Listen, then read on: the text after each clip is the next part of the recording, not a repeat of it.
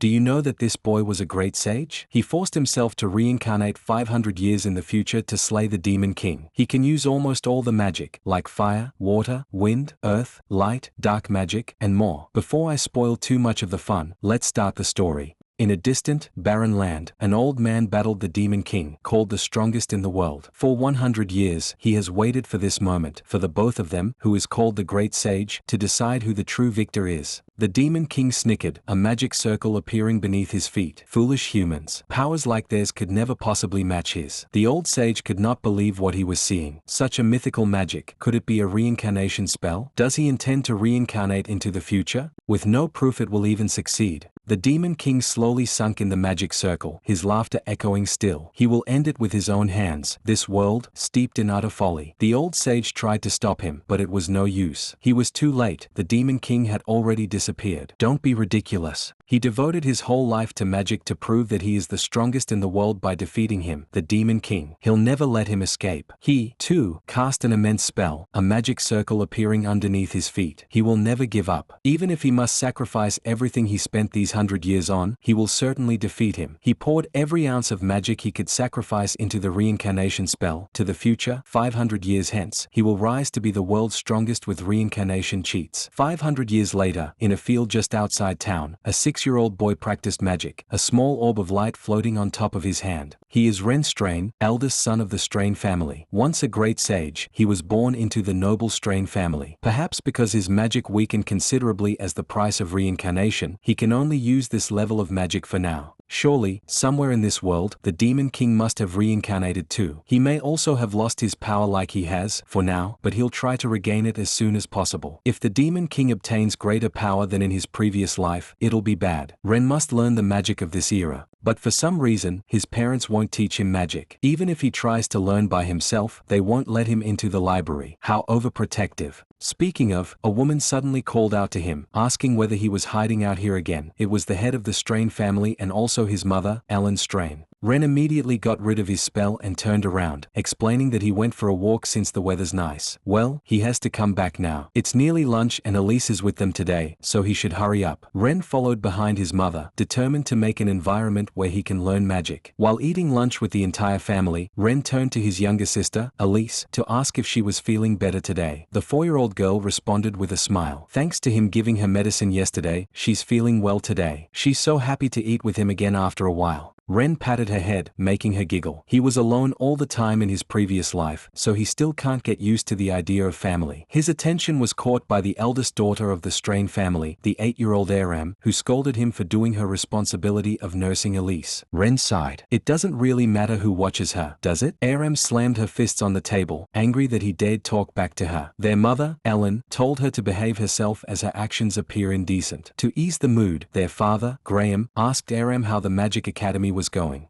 She was top in the entrance exam, wasn't she? Aram smirked and boasted that she, of course, was the top. There's no mage more skilled than her at the academy. Graham laughed, impressed by his daughter. He's hopeless with magic, but she's like their mother, an excellent magic user, so the Strain family is secure. Well, as the eldest daughter, Aram will become a head worthy of this house like her mother. Ren could only sigh as he watched his sister. Honestly, unlike Elise, Aram is proud, or something like that. Even so, she attends the nation's toughest magic academy, so she must be fairly skilled. Oh, speaking of magic, he turned to Ellen to ask for a favor. Since it's about time, he'd like to start studying magic soon. They both say he's still too young, but she taught Aram magic from around the same age as him, didn't she? Ellen looked away, not knowing how to respond. The silence was only broken by Aram's snort. Ren turned to her in confusion. What was so funny? Before he could even ask questions, Ellen clapped her hands and said to put that conversation off for now. Graham agreed. They'll have a proper conversation about it soon, but for now, he should escort Elise back to her room. Ren obeyed, but he was still confused. What's going on? This isn't just overprotection, they seem to be hiding something. Ren escorted Elise back to her room, reminding her to take her medicine and turning to leave, when Aram suddenly called out to him. She trapped him against the wall, advising him to just stick to learning swordsmanship from their father because he's hopeless or wanting to learn magic is 100 years too early. Ren tilted his head in confusion. Hopeless? she can't know that. They won't know if it's impossible unless he tries, right? Aram scoffed. How pathetic. Their parents didn't tell him the truth out of concern, but she'll teach him reality as his older sister. As a man, he cannot use magic. Seeing his confusion, she explained that magic isn't something anyone can use. He can see it in their family, can't he? Only women can use it. It's a special power. The head of the Strain family is their mother. Their father definitely isn't lacking in talent, it's just that men themselves cannot use magic. Ren listened with wide eyes. What does she mean men can't use magic? That's ridiculous. He can use it himself. But their parents' evasive attitudes that were happening until now and Aram's constant condescending behavior towards him suddenly makes sense. Then, is this an age where women who can use magic hold the advantage? Aram crossed her arms against her chest and warned him to never ask to learn magic again if he understood. A hopeless person like him will be kept serving her for life. Her words sounded like that of an emotionally immature child. He should be the bigger person, but being mocked like this really annoys him a little. Then, he, as a sage, should train her, right? He suggested settling things in real combat. If he wins, she cannot interfere if he learns magic. Aram burst out laughing. That's ridiculous. He'll only learn through conditioning his body. Fine then, he should be prepared. The next morning, Ren came to the field, where Aram had already been waiting, waving her little magic wand. She's glad he came. She thought he'd run away.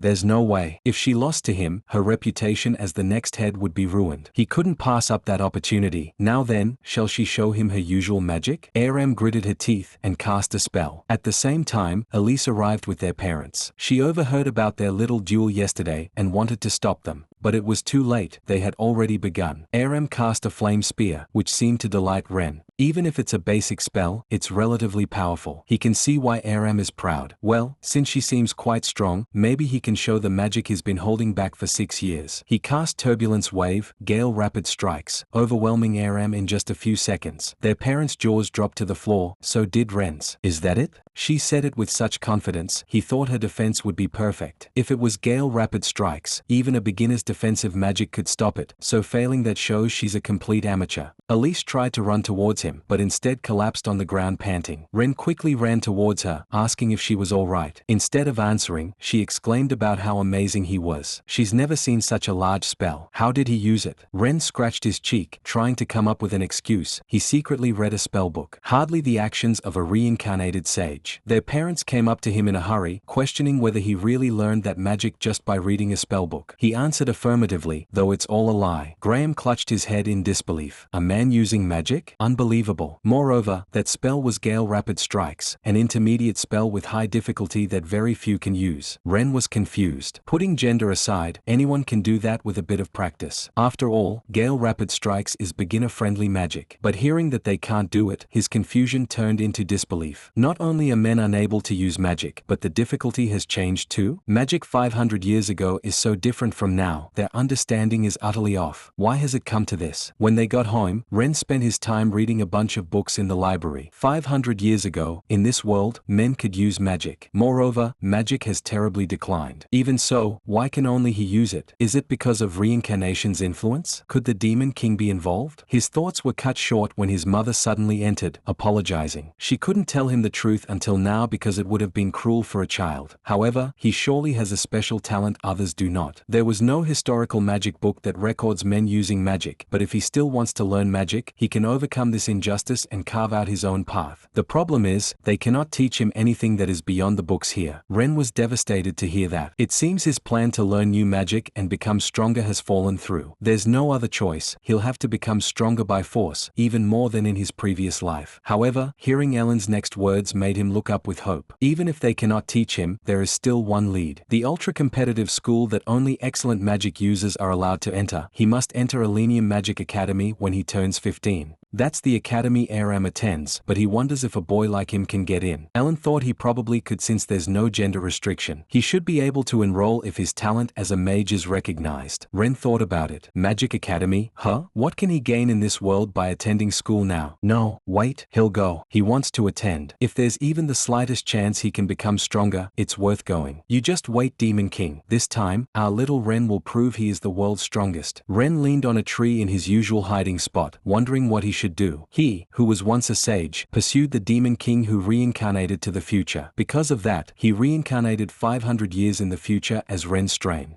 However, the world 500 years later was not what he expected. It had become that men couldn't use magic, and magic itself had greatly deteriorated. But for some reason, he was able to use magic and won the magical duel against his sister Aram. His parents, who acknowledged his ability, recommended he enrolls in Elenium Magic Academy, but there's still about 10 years until he reaches the age to enter the Magic Academy's high school division. During that time, he has no choice but to think for himself and get stronger. He snapped out of his thoughts when Elise suddenly called and dragged him to where she saw someone collapsed. However, what greeted them was not a person, but a robed skeleton. It's a Lich, a being called the King of the Undead. It wields powerful magic and possesses enough power to single-handedly destroy a village or two. In Ren's previous life, it wouldn't be an enemy, but with his weakened power now, this is bad. Besides, why is a monster this close to town? He warned Elise to stay back. From what he can see, that thing is weakened. He needs to strike first. But before he could unleash his magic, he heard a growl coming from the skeleton. Ren was dumbfounded when it began talking, saying he was hungry and asked for some spare magic power because he hasn't replenished his magical power for days. Ren refused. There's no way they'd do something like that for a monster. However, Elise begged him to help the poor skeleton.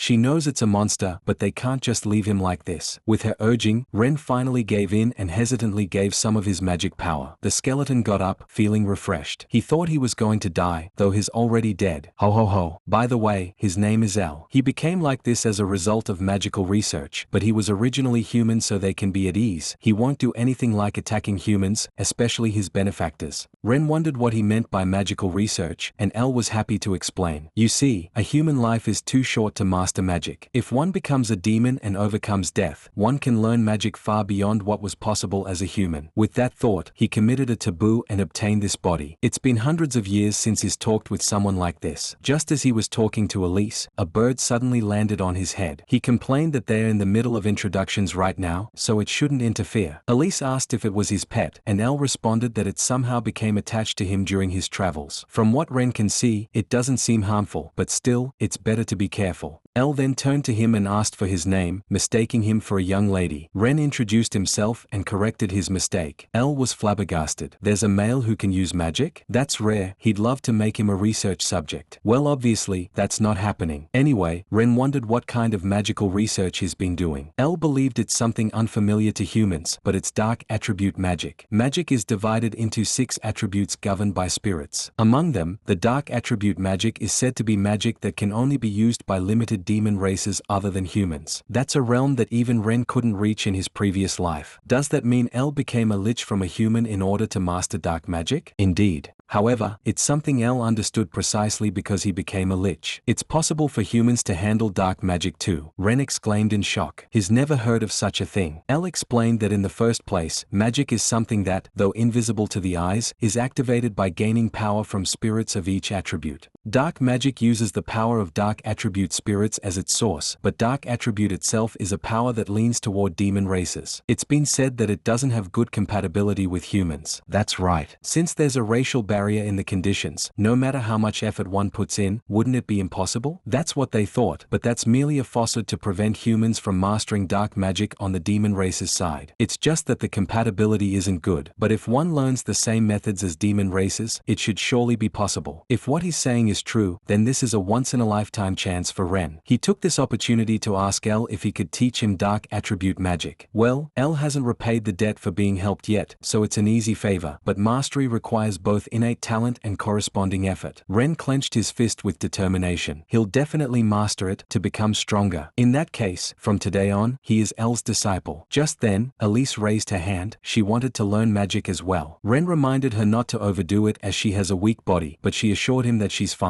She's actually been feeling good lately. She promised not to cause trouble for the both of them. It's just that, she also wants to find something she can do, and begged him to let her learn together. Well, El doesn't mind. So from now, she's also his disciple. When it was time to say goodbye, El waved his hand and watched them walk away. Once they were gone, he pulled off his glove and stared at his fingertips slowly turning to dust. To think that in the end, he'd take a human, and a boy at that, as his disciple. Perhaps this too is some kind of fate. And so, they'd meet up at the field every day to learn magic from El. And just 1 month after the beginning of their training, Elise had learned to use healing magic. She cast healing light in a magic puppet, a target with high resistance to magic that quantifies the power of magic, and got 150. Usually, magic users get around 100, skilled ones about 200. It seems she is indeed better suited for healing magic. Ren heard there are only a few healing magic practitioners, so she's amazing. Elle agreed. It's a precious talent that can help people, and is a power befitting the kind Elise, who couldn't believe she had such a talent. Until now, she's always been the one being helped by others, so she's really happy.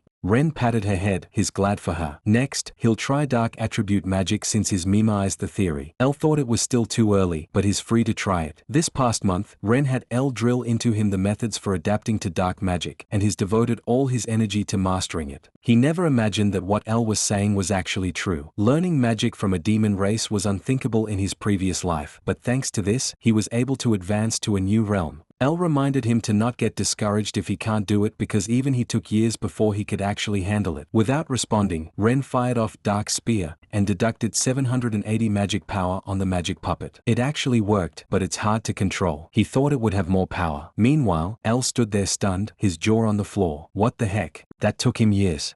His lost confidence in himself. He's going back to the mountains. 2 months later, Elise amped up the magic power she can get to 230, and Ren can deduct up to 999 now. Splendid work. There's nothing for Elle to complain about with either of them. In fact, he congratulates them because today, both of them has graduated with full mastery. Ren has mastered all the techniques that took him hundreds of years to learn in just 3 months, so there's nothing more he can teach him. As for Elise, she's also very hardworking and talented, just like her brother. Someday, she'll be able to use that power to become an excellent healer who saves those around her. On top of that, he'd like to entrust that bird to the two of them. It's a mysterious child. For some reason, it only attached itself to him, but it seems to have taken a liking to Ren. Even though it should just be an ordinary bird, he senses deep intelligence from it. When he looks into its eyes like this, it gives him a strange feeling. Come to think of it, that child still doesn't have a name. In that case, Ren suggested the name Nia. It means sky in ancient language. Nia seemed to like it. But, if they take Nia with them, they're worried Elle will be all alone. Elle took off his gloves and showed his disintegrating hands, saying that worry was unnecessary. Unfortunately, he doesn't have much time left. A Lich is a monster that exists by twisting the laws of nature, and he was originally human, so the end will come eventually. It's just that today is that day. He accomplished what Ren couldn't do in his previous life, and he says he's leaving? But Ren wants to ask about so many more things. There are things he wants to talk about too. Elle turned to him and asked one last thing. Why does he obsess over power so desperately at his age? Ren could not answer. It's to settle things with the Demon King, but even if he told such a story, they probably won't believe him. Elle didn't push further. He understands that Ren also has his circumstances, but he wanted him to remember one thing. If he seeks power, he mustn't become alone. He should seek bonds. Ren wondered if that had anything to do with strength, to which Elle answered with yes. He abandoned humanity and chose solitude, but that was a grave mistake. That's why he doesn't want Ren to make the same mistake. Then, he leaned closer to whisper, warning him to be careful of the giant demonic power. Apparently, he suddenly began to sense a demonic power these past few years. It's the presence of a massive power that could swallow the world itself. He wants to become strong, doesn't he? Depending on what he uses that strength for, both he and humanity's future should change. Anyway, it looks like their time is running out. Half of his body had already turned to dust. It's about time to say goodbye. He's truly glad he was able to meet the two of them at the end. Elise cried her heart out, while Ren stared at the sky where Elle had turned into dust. When they got back home, Ren thought about what Elle had said. Don't become alone and seek bonds? In his previous life, he was alone. He was revered as a sage, but no one came close to him. In reality, he became strong by himself. More importantly, that giant demonic power, could it be the Demon King after all? While walking down the hallway, he bumped into Elise, who looked unwell. She mumbled she was fine, but ended up collapsing on the floor. Ren immediately ran to support her, worriedly calling out her name. The doctor who came to check on Elise confirmed that she has a high fever and paralysis in her limbs. Respiratory distress, there's no doubt it's Orozo's disease.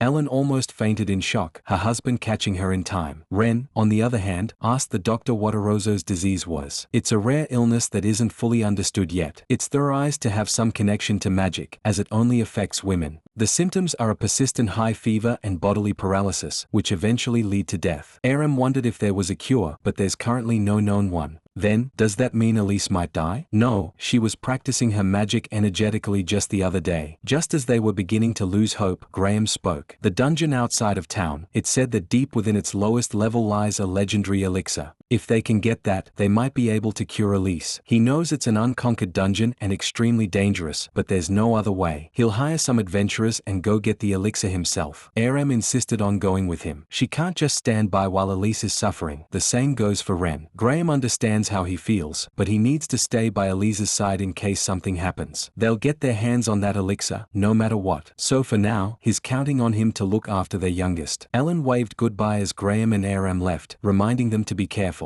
The doctor just said Orozo's disease might be linked to magic. What if Elise got sick because of her magic practice? She has always been frail. If only Ren had been more careful, this wouldn't have happened. For all his obsession with the Demon King and his own strength, he can't even protect his own family? He watched over Elise next to Ellen, who assured her that Graham and the others are on their way to get a super effective medicine for her. Ren felt frustrated, wondering what he could do. He snapped out of his thoughts when Elise asked him not to make that face, as she'll be okay. She's going to beat this illness with the healing magic Elle taught her, and then, she's going to become a sorceress who can support everyone. Ren gritted his teeth. What the hell is wrong with him? He tightly held Elise's hand and swore to cure her. She just needs to wait a little longer. And with that, he walked out of her room, apologizing to Ellen and asking her to look after Elise. The Demon King? The strongest? None of that matters right now. He just wants to protect the precious person right in front of him. Ren sneaked out and headed to the dungeon his father was talking about. There's a fair number of guards at the entrance, but if he uses the dark magic Elle taught him, he'll be able to get in without anyone noticing. He crouched on the ground and cast Shadow Seeker, disappearing and reappearing inside the dungeon. All right, infiltration successful. He quietly walked further inside while inspecting the dungeon. It's clearly man-made.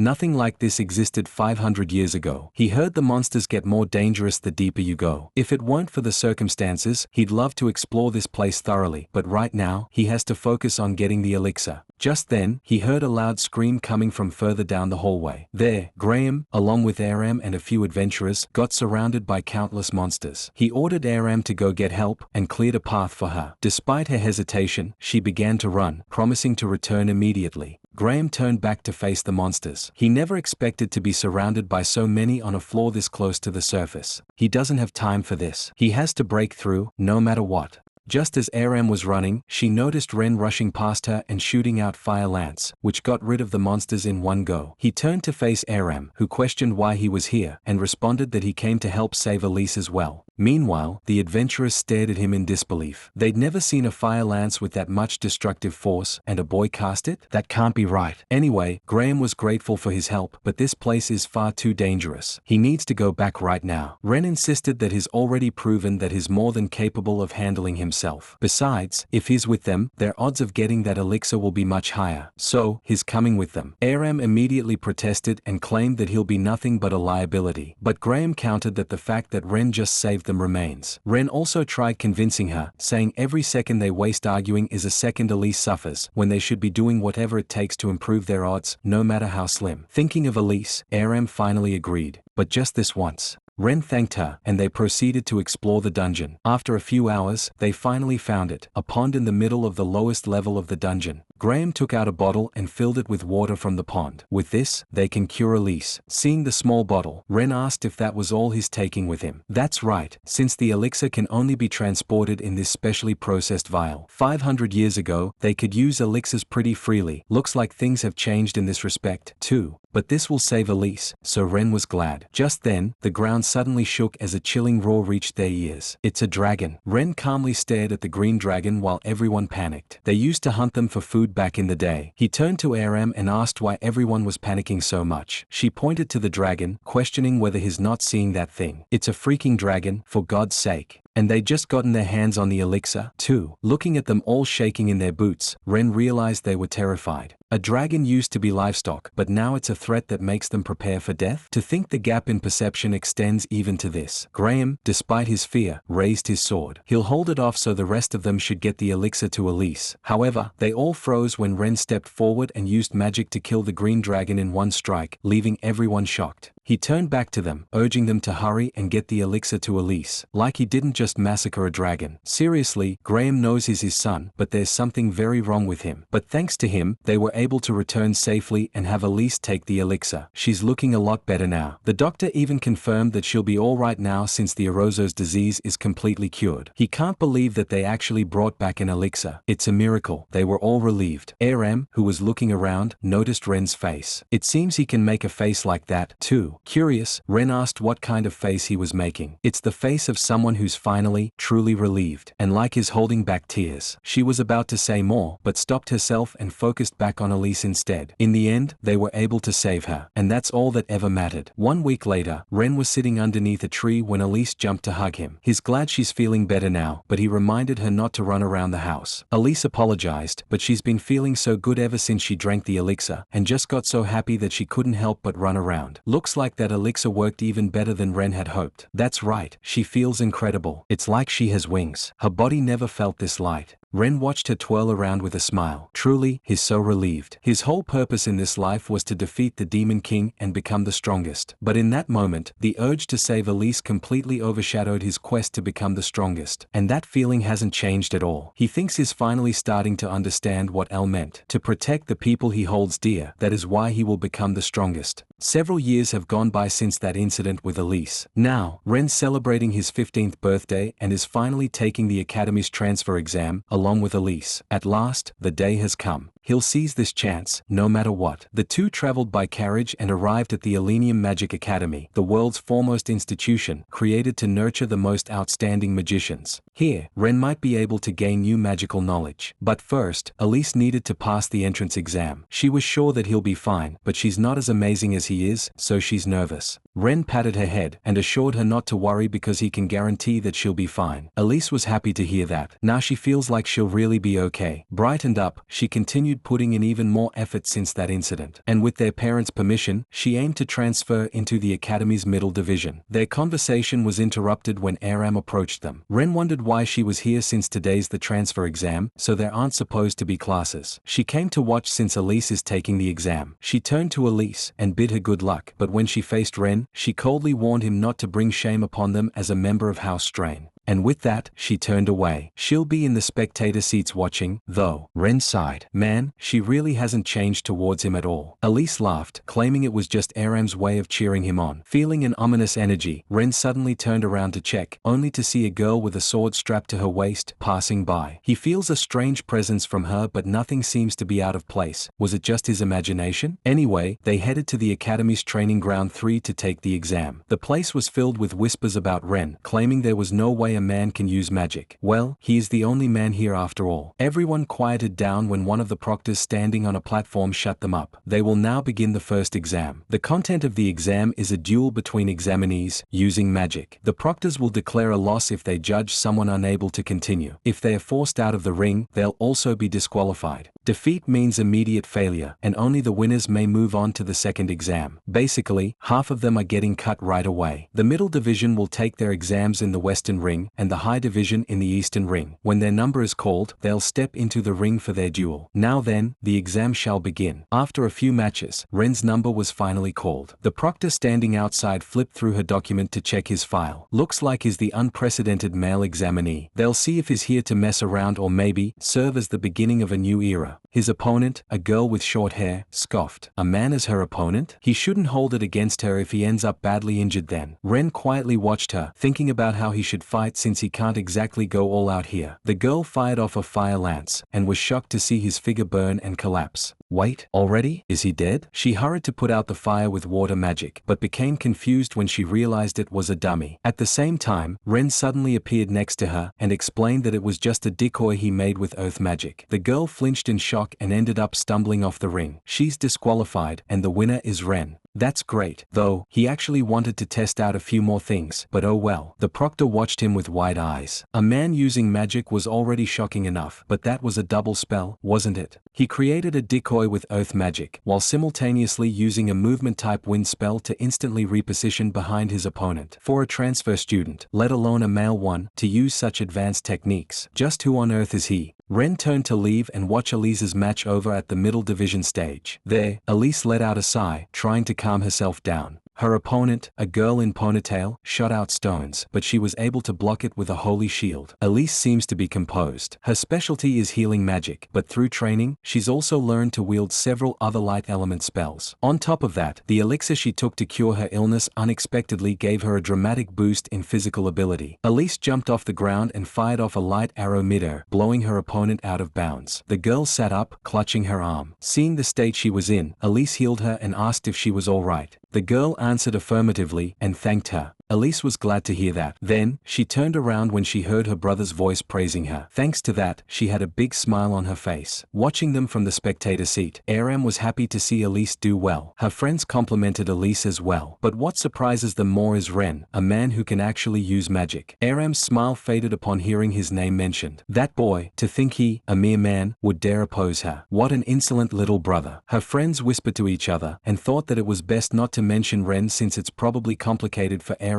who despises men. After the first exam was concluded, the victors were instructed to proceed to the second exam site, where they stood before a dungeon's entrance. The content of the second exam is, form a party of 3 and retrieve the proof from the 3rd floor underground of this dungeon. Although the dungeon is managed by the academy, monsters dwell inside and traps have been set. The second exam will be conducted jointly for both the middle and high divisions, so they may form parties regardless of age. However, if even a single member of the party drops out, everyone will fail. At this academy, group conduct is a necessity. This exam will also test that suitability. They'll be monitoring the dungeon, so their lives won't be at risk. But if they challenge it with half-baked resolve, they could be seriously injured. Those who still have the resolve to proceed may gather their parties and come to the entrance once they are ready. Since it's a 3-man group, Ren can team up with Elise, though they'll need one more person. Still, if he picks the wrong partner and they end up failing together, that'd be a disaster. He'll have to choose carefully. He tried recruiting some examinees, but all of them refused. Is he being avoided? This is bad. What should he do? Elise pointed to an examinee she noticed was alone and approached her. It's that girl from earlier. She asked her to team up with them, and the girl didn't mind, so she agreed without hesitation. Elise was grateful to hear that and introduced herself as well as her brother Ren. The girl barely acknowledged them before walking away, suggesting that they head to the dungeon entrance. Elise followed behind her, asking for her name, but the girl thought it didn't matter as they're only forming a temporary party. Elise insisted that she had to introduce herself properly and wouldn't stop asking despite her refusal.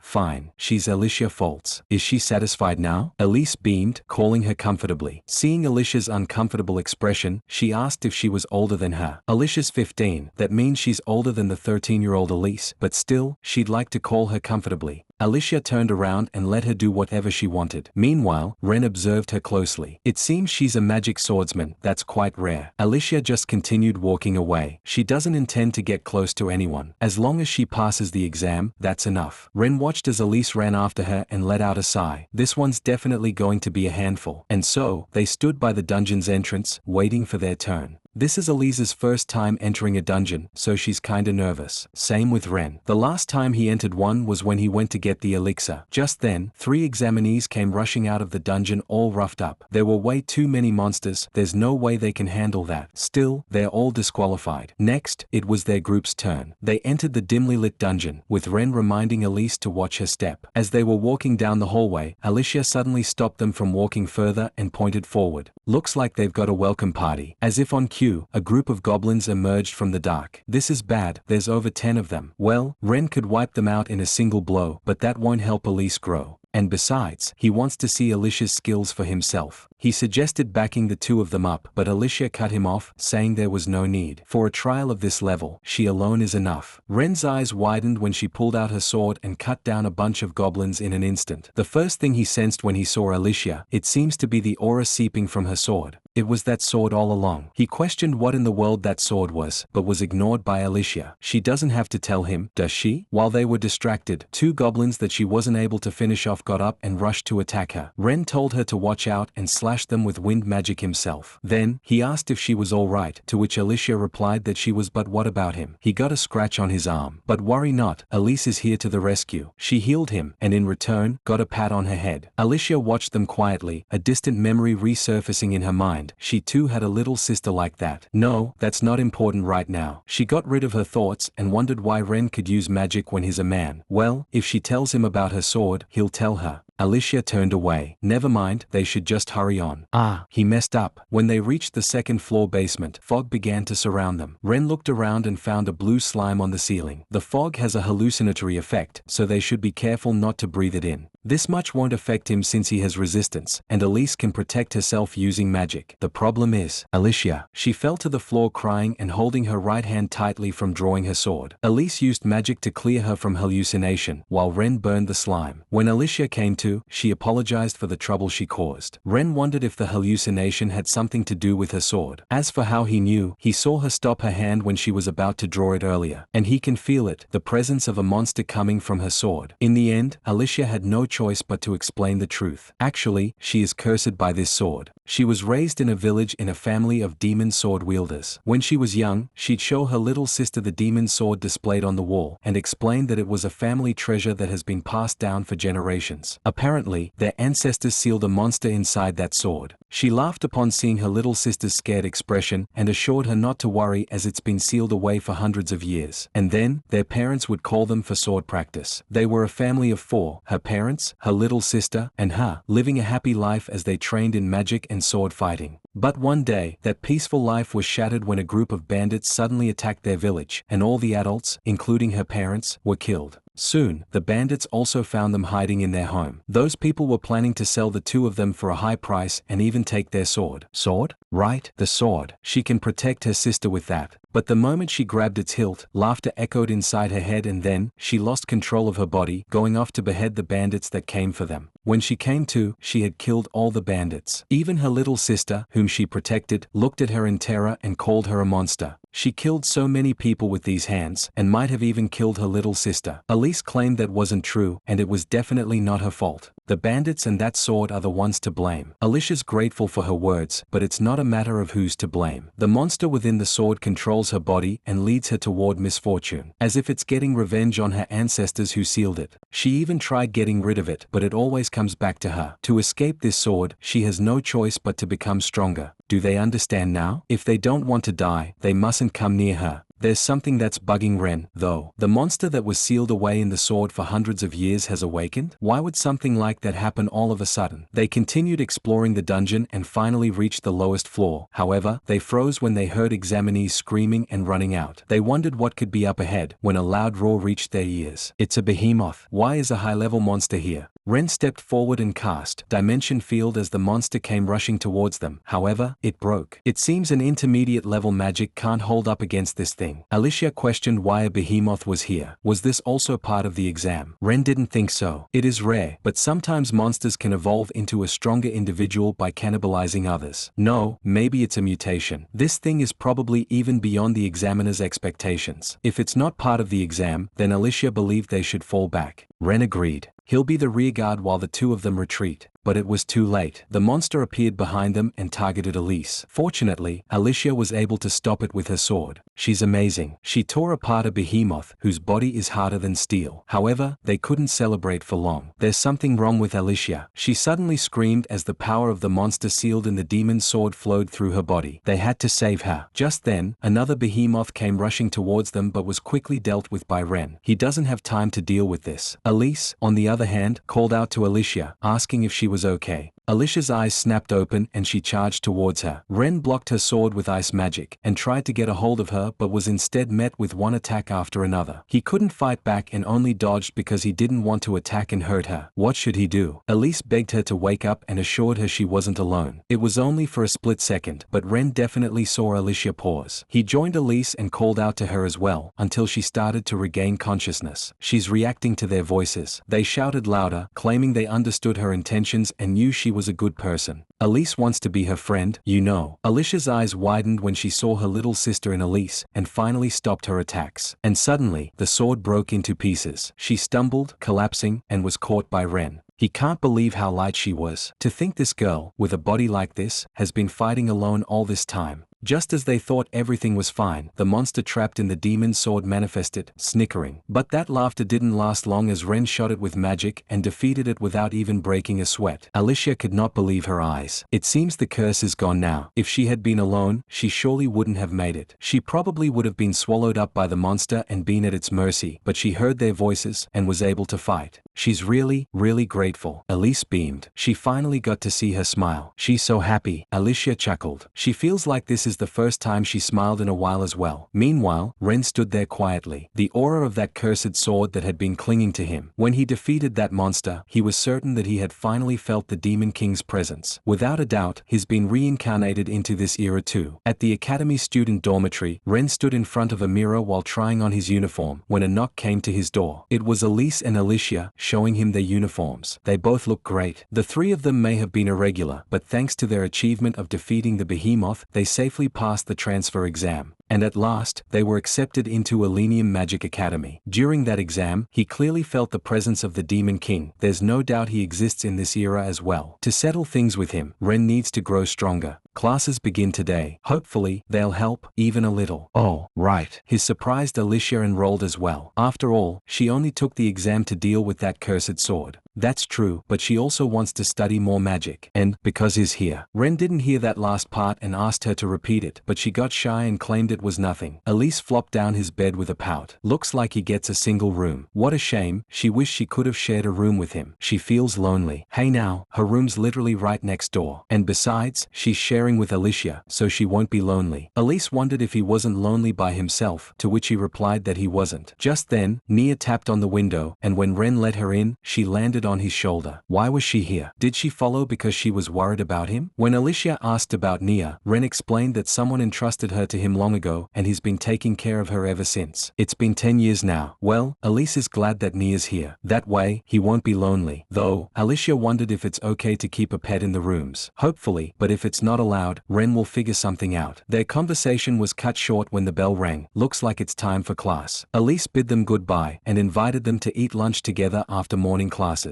At the senior division, year 1, class Ganas, everyone stared at Ren and whispered about him. Yeah, he figured this would happen. He tried speaking to some of them, but they ran away squealing. The hell? Is he some kind of monster or what? A clap caught their attention, and at the front stood a woman with glass. She is their homeroom teacher, Laura Ediant. First, she'll explain about the Academy's class system. The upper class is Marsenal, the middle class is Silgard, and then there's this lower class, Ganas. Each year has these three, and their class will not change until graduation. A little trivia, the classes are named after past heroes. Ren listened intently. Looks like he's in the lower class. Apparently, the assignment is based on exam results and ability. Alicia, who also defeated the behemoth, is in the upper class, Marsenal. And him being in the lower class, Ganas, is probably because he's a boy. Anyway, they're starting with self-introductions. Laura called the girl sitting next to Ren first. She stood up in a panic and was about to introduce herself when she bit her tongue. Ooh, that hurts, and it's so freaking embarrassing. Ren told her to relax. It's just a self-introduction, so there's no need to be nervous. He's actually got it harder than her, you know. After all, he's the only boy in the whole academy. Once he introduces himself, everyone will forget her little slip-up. That made her chuckle. He might be right. Thanks to him, she finally found the courage to introduce herself. She is Fia Lenault. She turned to him and bowed in gratitude. Fast forward, now that everyone's finished with their introductions, they'll move to the training grounds for live combat. As their teacher, Laura wants to see each student's abilities for herself. At that moment, a girl at the back raised her hand to ask why there's a boy in their class. Ren looked back at her. He recognized her. Isn't she Charlotte? Laura explained that despite being male, Ren is capable of using magic. He passed the transfer exam and enrolled here. Charlotte refused to believe her. That's impossible. Magic is a privilege granted only to women. Laura advised her not to be bound by such outdated common sense because that kind of thinking only hinders the advancement of magical art. The way Charlotte talks reminds Ren of Aram. Seems like that way of thinking isn't so rare in this era after all. Charlotte crossed her arms and scoffed. She bet he cheated. Of course he did. Ren smirked and challenged her to test it out. In the upcoming match, he'll beat her with magic. That should convince her, right? With people like this, once they're shown the truth, they'll quiet down for a while. He already proved that with Aram. He really knows how to push other people's buttons. Huh? He dares pick a fight with her? How impudent of a man. All right, she'll personally purge a fraud like him from this academy. Laura could only sigh. It's just the first day, and someone's picking fights already. Sounds like Ganas really is full of problem students this year. And so, they all headed to the training ground. But it seems like the upper class, Marsenal, is still finishing their match, so they'll have to wait. Coincidentally, Alicia was the one fighting inside the stage. Her opponent fired off Fire Lance, and when Alicia dodged, she followed up with Wind Blast. That was a direct hit. The students of Ganas wondered if she'd be okay, but Laura assured them that they have nothing to worry about because this training ground has a special barrier. Even a direct hit won't cause injuries. Instead, it drains mana. Ren was excited to hear that. After all, that's a type of magical tech he's never seen. Even if magic declined, it seems new spells were still being developed. Back at the stage, Alicia cast Magic Sword and defeated her opponent in one blow. That's her original spell, the Magic Sword, the sword that tore through the behemoth's iron flesh. Ren tried it too, but it's hard and he couldn't manage it well. Alicia really is an incredible mage. When she noticed him, they waved at each other before going on about their own classes. Ren entered the stage, his eyes on the 4 pillars inscribed with special spells, while his opponent, Charlotte, blabbered on about some nonsense. Noticing that he wasn't listening, she got angry and asked what he was looking at. Ren finally turned to her and apologized. He was just lost in thought. Anyway, they're having a duel, right? They should get it over with as he wants to examine the barrier. So she's not even worth his attention? Is that what he's saying? He really knows how to get under her skin. As Laura announced the beginning of the match, Charlotte shouted that he'd regret ever picking a fight with her and cast Sprite Crush. Ren blocked with a light wall, smiling. Sprite Crush was a mid-tier spell. A lower-class student can cast that?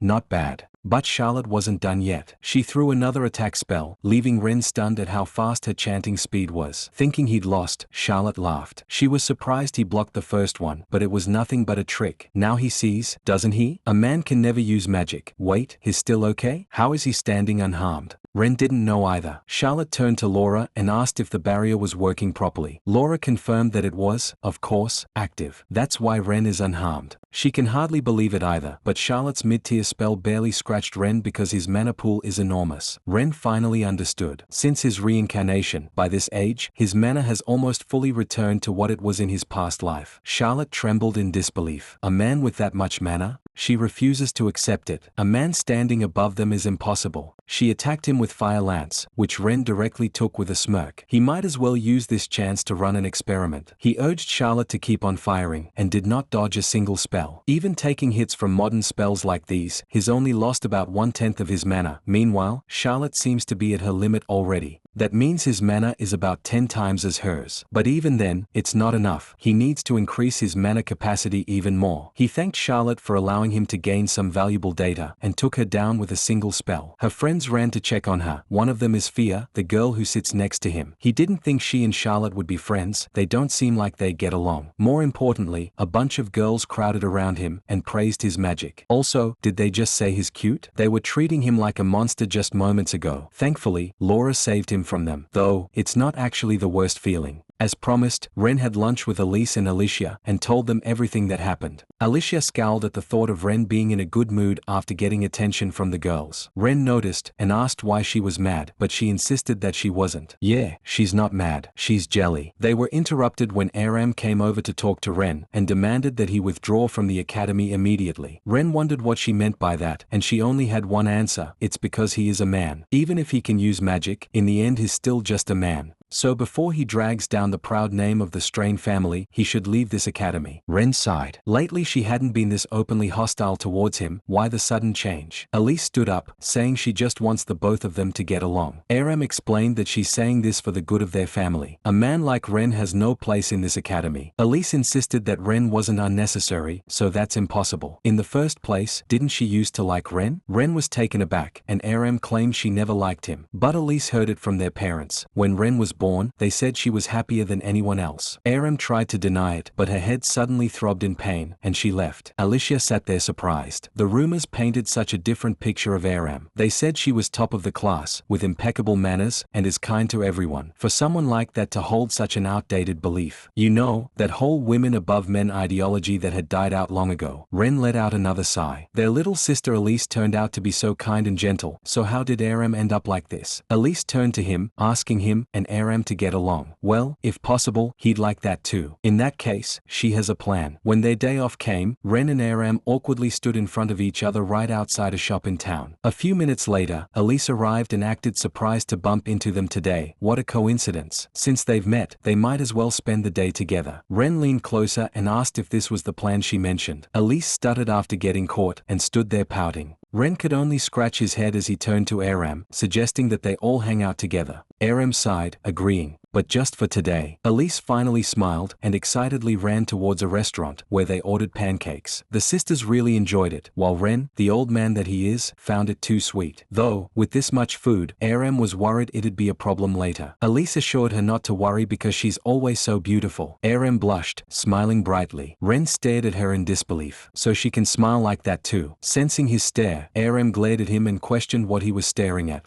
Seriously, if she keeps acting like this, reconciliation's impossible, isn't it? Anyway, after finishing their meal, the siblings went to play with cats, sightsee at the aquarium, and just walk around the plaza. But the reconciliation plan isn't going so well. Ren pointed to a cafe and suggested taking a break there. Although, it seems he left something behind at the plaza, so he'll go fetch it first. He turned to Aram and asked her to come as well, to which she agreed. As they began walking away, Ren looked back at Elise, apologizing and asking her to wait in the cafe. Once they were far enough, Aram turned to him with her arms crossed. Putting on such an obvious act, he wanted to talk to her, didn't he? That's right, he'll be blunt. Why does she hate him so much? Did he ever do something to anger her? How many times does she have to repeat it? It's because he's a man, that's all. How childish. How long will she keep saying that? Sure, women may have an advantage in magic, but how many flaunt it arrogantly? Didn't the mother she admires never act that way? Men and women each excel in different ways. Judging superiority by gender alone is wrong. But why does she despise and belittle men so much? Aram looked away. It's because of her grandmother. Their grandmother, her. That means she's their mother's mother, right? Come to think of it, Ren had never met either his grandmother or grandfather even once. Could it be that their grandmother put weird ideas into her head? He heard that female supremacy is an outdated way of thinking. If it was their grandmother, then it's possible. Aram cut him off, angry that a man like him is lecturing her. Ren was about to respond when Aram told him to shut up. If she doesn't do as she's told, then it won't be okay. And with that, she walked away and went home. At the same time, Elise approached him looking worried. Then, she apologized. She thought that maybe if they all had fun together, he and Aram could get along, but it was just her meddling. Ren insisted that wasn't true. Thanks to her, he learned a little more about Aram today. Worry not, they'll definitely be able to get along. Elise was relieved to hear that. Anyway, it's now clear that Aram isn't hating him without a reason. Judging from her attitude in that night's order, it seems their grandmother might be involved. On the next day off, Ren went home to talk to their mother about Aram. After he was born, for a while, she wasn't in this house, right? Ellen was surprised he remembered that when he was just a baby at the time. That's right, when he was just born, Aram wasn't living here. Raising a baby is hard, after all. At that time, Aram herself still needed a lot of care, so she was looked after at her parents' house for a while. Come to think of it, he's never met his grandmother, has he? He hasn't. He wonders what kind of person she was. If Ren's guess is right, Aram's attitude must be influenced by their grandmother. Ellen stated that she was very strict, but more than that, she was kind. She's the grandmother she respects. But after their grandfather passed away, she changed. Ren wondered what she meant, but a maid interrupted their conversation and informed Ellen that a letter had arrived from Materia, her mother. At the same time at Elenium Magic Academy, a letter has arrived for Aram. It was from Materia as well. She opened the letter and was shocked to hear that their grandmother is coming to the academy. A few days later, the siblings stood at the academy's entrance to greet their grandmother. A carriage stopped before them and the former head of the Strain family, Materia Strain, came down. She acknowledged Aram and Elise, but when she turned to Ren, she just clicked her tongue. Yeah, looks like she hates him. Materia gazed at the academy, commenting about how it hasn't changed at all. She also studied here many decades ago. From all over the world, gifted mags are gathered, and only women capable of using magic are allowed to enroll. That is Elenium Magic Academy. She learned much here and grew. As a token of gratitude, she has also made many large donations. And yet, why is a failure like Ren in this academy? He claimed to have passed the entrance exam fair and square, but Materia did not believe him. She was convinced that he used some dirty trick. After all, men are useless, so they always resort to vile things. Everyone around him is just pitying him, letting him cling to this academy. Ren was about to respond, but Materia silenced him and ordered him to withdraw before he brings shame to the Strain family. He should just sign his name on the withdrawal form and hand it in. Even someone incompetent like him can do that, right? She can't even speak properly, but the level of misandry here is unbelievable. Far worse than Aram or Charlotte. He noticed Elise trembling and immediately worried. She's about to explode against their grandmother. Aram noticed this as well and hurriedly intervened, guiding Materia to the inn she'll be staying in. Thanks to her, Elise didn't explode, at least not in front of Materia. She couldn't believe Materia said those things to her brother. Even if she's their grandmother, she can't forgive her. Ren's happy she got angry for his sake, but she should calm down. She's attracting everyone's attention. Anyway, he wonders if Materia was always like that, but Elise claims she used to be much kinder. Back when she was frail, she often came to visit her. Even though her house was far from the main estate, she still came just for her. She's also confused why Materia turned into this. Based on what Ren heard from Ellen, Aram was left in Materia's care for years. No wonder her misandrist ideology is so deeply ingrained. Then the reason Aram looks down on him, is it because of Materia's influence? Speaking of Aram, she was about to leave after guiding Materia to the inn, but the latter stopped her as she had something to say. The reason she came to the academy today is because there's something she wants Aram to do. She walked closer and handed her a dagger to kill that failure Ren. The next day, Aram stood outside staring at the dagger. She couldn't sleep at all. Sure, Ren is a guy, arrogant, annoying, and infuriating, but it's not like she hates him so much she wants to kill him. Just because he's a man, doesn't mean she could ever kill her own family. She flinched in shock when she suddenly heard Ren coming over to greet her, and quickly hid the dagger behind her back, asking why he was here so early. That's because he's on a morning run, it's part of his routine. He noticed she didn't look well and asked if she was sick, advising her not to push herself and to make sure to rest a little. Despite her protests, she ended up getting dragged and nursed by him inside. Though, it doesn't feel that bad. Ren noticed her being unusually quiet today and wondered if she actually caught a cold and weakened. Never mind that, Aram is confused why he's being kind to her. Doesn't he hate her? Well, she may not like him, but he knows that she cares deeply about Elise and Ellen. And he knows that she's kind at heart, so he can't completely hate her. But still, they're family, so he wants them to get along. Hearing that, Aram sat up, wanting to tell him everything, but she held herself back. Worried, Ren asked if she had some kind of problem. If she's in trouble, he'll definitely help her. Aram was confused. Why would he do that? That's because they're siblings, right? In his previous life, he never had a family, so he didn't understand the feeling. But now, he thinks he can understand, wanting to cherish family. He got up and pushed her back down to rest. However, the moment he did that, the dagger suddenly released an ominous dark magic. It's the same as the Demon King's. Aram's body moved on its own, grabbing the dagger. And just like what happened to Alicia, she lost control of her body, the life in her eyes dimming. She warned Ren to run away, but he stayed and defended himself using a holy barrier. He panicked when he realized the darkness was wrapping around Aram and hurting her. Wasn't the target supposed to be him? He told her not to move and prepared to strike it with holy light. He must focus every nerve and not let Aram be harmed. He must crush only the darkness. After getting hit by holy light, the darkness around her shoulder turned into dust. Still, he mustn't relax until the very end. Even a millimeter off, and Aram could be gravely wounded. Fortunately, he succeeded in getting rid of all the darkness and took the dagger that fell to the floor, wondering why it released magic of the same type as the Demon King's. He was going to ask Aram about it, however, she suddenly collapsed on the floor. He immediately brought her to the academy's intensive care unit and sat outside waiting, while Aram got treated inside. When Elise and Alicia found out what happened, they quickly ran over to ask about Aram. Ren assured them that she was fine. The academy's medical team is treating her right now. They said her life isn't in danger, but she won't wake up for a few days. Alicia asked what in the world had happened, so he took out the dagger. This was probably the cause. This dagger had a curse spell embedded in it and exploded and dragged Aram into it. The moment he touched her, the magic activated, so that must have been the trigger condition. And over here is the Strioin family crest. Aram was holding it, but he doesn't think she was targeting him. It looked more like she was being controlled. That means the culprit is most likely a member of the Strain family. Elise and Ren pieced things together. Yesterday, Aram was with their grandmother. Of course, she's the most suspicious. But even if she has misandrist beliefs, would she really go so far as to use Aram just to kill him? Normally, that's impossible. And she should love Aram too, right? But that curse, it was the same type of magic as the Demon King's. If the Demon King is involved, no, he won't find the answer just by thinking about it. For now, they should go and ask Materia directly. However, when they got there, the receptionist informed them that Materia had already checked out early in the morning. What should they do now? Should they split up and search the city? Alicia will help too. Ren asked if that was okay. After all, it's his family's problem. Of course, it's okay. She'll always lend a hand for them all. Ren greatly appreciates it. Then, he'll search the east, while she and Elise take the west. And so, they went their separate ways, with Ren asking shops if they'd seen Materia, but to no luck, he couldn't find her. Just then, he heard Nia's cry, flying towards a certain direction, as if asking him to follow her. Meanwhile, Materia, whom they were looking for, came for the still unconscious Aram. She's useless now that she failed. But that's alright, Elise has grown up healthy too, so she'll have her kill Ren next. The door suddenly slammed open, revealing Ren, who heard everything. It seems she was the culprit after all. Why would she do something like this? It's simple. Because the Strain family lineage doesn't need men. Defective products are disposed of. That's a natural conclusion, isn't it? Ren's frown deepened. Is that why she involved Aram to kill him? Not only that, she's trying to use Elise next. How can she do such a thing for such a trivial reason as being a man or a lineage? They're family, aren't they? Materia clicked her tongue. For a man, his way of speaking is terrible. Honestly, she can't believe he's a descendant of the Strain family. He's a hopeless failure, him and Aram. Ren could not believe what he just heard. At the same time, Aram, who heard everything, spoke with a devastated expression. She was trying to do something she didn't want for her, and yet, she's saying that? Instead of feeling sorry, Materia glared at her. What does she mean something she didn't want to? She should have taught her since childhood that Ren being a man is an unnecessary existence. And yet, what is she saying at this point? Still, even if she says that, Aram can't kill him. Ren is her family, he's her only little brother. Materia sighed, exasperated. She's had enough of this. Aram, she's also a defective product, it seems. She doesn't need her anymore. Tears started to fall down Aram's cheeks. She can't believe her grandmother would say such things after everything she did for her sake. Materia let out another saying, telling her to stop crying because it's annoying. Ren told her to shut up. Aram hated him because of her influence. Even so, she tried to protect him back then. He stood before his sister and defended her, claiming she isn't a failure but the older sister he respects. Materia glared at him, a dark aura coming from her. It seems she must dispose of defective products with her own hands. It was a mistake to leave it to a failure. She pointed her staff towards him, challenging him to come outside. Ren agreed without hesitation, his fist clenched. He will never forgive her. Materia walked out of the door, urging him to follow her. Ren was about to leave, when Aram stopped him, worried he'll be killed. He just gave her a smile, claiming that her words earlier made him very happy. That only little brother thing. Now he doesn't feel like he'd lose to anyone. Materia brought him to an old, disused training ground. It's far from the school building so no one will come if he calls for help. It's perfect for his grave, isn't it? Actually, it is. Thanks to this, he can go all out. Tired of his insolence, Materia fired off a flame spear, which Ren countered with an ice spear, causing an explosion. It seems true that he can use magic. Even so, he's still a man. Her sentence was cut off when Ren threw another spell, surprising Materia, but she was still able to block it with a shield. He doesn't want to hear her trivial ideology anymore. Materia continued to fire spells one after another, but they were easily handled by Ren. She talks big for this much? He doesn't feel that pressure from earlier now either. However, he became nervous when he saw her smirk. Is she perhaps aiming for something? Suddenly, Nia let out a loud cry, flying above him and towards a corner of the training ground. When Ren turned his head, what greeted him was a maid holding Aram hostage. Materia smirked, threatening him to stop resisting immediately if he wanted to protect Aram. She thought Aram was also a defective product, but it seems she has a use. Ren slowly lowered his hand, and Materia fired off another fire lance, burning his figure. This is what happens when a man dares defy her. When the smoke began to dissipate, she noticed that what she burned was just a dummy, and Ren had teleported behind the maid, electrocuting her with lightning. That's the same technique he showed in the transfer exam. Materia could not believe it. A man was able to wield such an advanced magic like a double spell. Ren walked towards her, questioning how she could do something this cruel to her beloved granddaughter. Materia scoffed. If it's to erase him, she'll use any means necessary. That twisted ideology of hers, he wonders if it's connected to their grandfather. Ellen told him that it was because of their grandfather that she changed. Materia angrily ordered him not to talk about the man who abandoned her, making Ren wonder what she meant, but she ignored him and cast an even larger spell. This magic power, it's exceeding his capacity. There's no doubt. This ominous magic is the same as the Demon King's. Materia fired off a wide-range spell, and Ren was about to block it when he heard Nia's cry, flying above Aram. That's when he noticed. Materia was aiming for her. He quickly rushed forward and protected her with a shield. That last spell, she would have dragged Aram and the maid into it as well. So she truly will stop at nothing. He looked up at Nia, she saved him. One step later and it would have been too late. Then, he used earth magic to create a wall, and told Aram to stay behind it. And then, he faced Materia, casting two identical magic circles at the same time. This is his original spell. It's completely different from the double spell he did earlier. Identical circles resonate with each other's wavelength, amplifying the magic's power sevenfold. One of the spells he developed to defeat the Demon King, Blue Earth. Materia's shield broke, causing her to get hit by the massive explosion and collapse on the ground as the sinister aura she emitted lifted off. It seems she was really influenced by the Demon King. This whole chain of events, was it all part of his scheme? Is he nearby, watching Ren? He turned to Aram, who called out to him and hugged him. She was worried he was hurt and asked if he was all right. Ren assured her that he was fine, which was a relief. Aram was so glad. They then turned to Materia, who weakly got up, unable to believe that she was beaten by a man she despises so much. Ren found her amazing. She took that attack and still remained conscious? Though, surely she can't move. Anyway, she said earlier that their grandfather abandoned her. What does she mean by that? Aram spoke up, she will tell him. When Materia collapsed from a grave illness, their grandfather didn't stay to care for her. He left somewhere and he never returned. Materia got angry. Didn't she tell her not to talk about him? Aram begged her to listen because there's more to the story. Their grandfather, he wanted to save her. He didn't abandon her when she fell ill. He went to obtain an elixir to cure her sickness. But he was attacked by monsters and died. Materia found it ridiculous. There's no way that's true. Aram also only heard it from Ellen, but she truly believes it's real. Because Materia is here, alive and well. When their grandfather's belongings were recovered, they found the elixir inside his bag. Thanks to that elixir, her illness was cured. But after her recovery, whenever their grandfather was mentioned, she would grow furious and refuse to listen. So neither she nor Ellen could ever tell her the truth. Materia could not believe it. If that's true, then, why did she hate him all this time? Wait, yes, she remembers now. Someone told her that he abandoned her. It was when she woke up after her illness was cured. Who was that? That person? She can't remember. Their face and voice were so clear, yet she can't recall anything now. Was it a man or a woman? No. Was it even human at all? Why did she believe such a person? Why did she hate the one she loved? Why did she even try to kill her precious grandchildren? Materia clutched her head, weeping in tears. Afterwards, she surrendered herself to atone for her crimes and was confined to a remote land. Her deeds can never be forgiven. But still, Ren pities her. That mysterious figure who deceived her, it must have been the Demon King. He exploited Materia's hatred, manipulating her with magic. She was a victim too. But even if he declared this was the Demon King's doing, in this era, where people don't even know the Demon King exists, no one would believe him. He's using his family to try and eliminate him? What a cunning move. Just then, Aram approached him, catching his attention. He asked if she was feeling better now, to which she replied yes. That's a relief. Then, what did she want to talk to him about? Aram's lip quivered as she bowed to apologize. She knows he probably can't forgive her even if she apologizes, but she's done so many terrible things to him, she's truly sorry. Ren smiled, assuring her that it was fine. Since she apologized, he forgives everything that happened. Aram was taken aback. She's forgiven? Just like that? Well, all that she did to him was under Materia's orders, right? Aram claimed that wasn't true. Yes, Materia always told her that men are useless to House Strain, but it was by her own will that she treated him cruelly. From childhood, she had been indoctrinated by their grandmother Materia's misandry, but their grandmother too had been brainwashed by the Demon King. That means Aram wasn't truly at fault. The real culprit was the Demon King. Anyway, Aram wanted to make it up to him, and she's willing to do anything. Ren doesn't really have anything he wants, but she insisted that she won't be satisfied otherwise. In that case, he wants them to get along as proper siblings. It's too late to say no now. She just said she'd do anything. That's not it, she doesn't hate it. But is it really okay? Ren assured her that it was because this is what he wants most. Geez, he's really such a strange brother, but she's really grateful for that. Their conversation was interrupted when Elise carefully approached them. Ren had invited her. After all, she was the one most worried about them. That's true, so Aram apologized to her. Confused, she turned to Ren, who gave her a thumbs up, saying they'll go out together, the three of them, on the next holiday. Elise finally smiled in relief and hugged the two of them. A lot happened, but Ren's really glad he could reconcile with Aram. Family, it's something he never understood in his previous life, but now he knows it's a wonderful thing. But one thing became clear from this incident. The Demon King targeted him directly, which means he has realized that Ren Strain is the sage.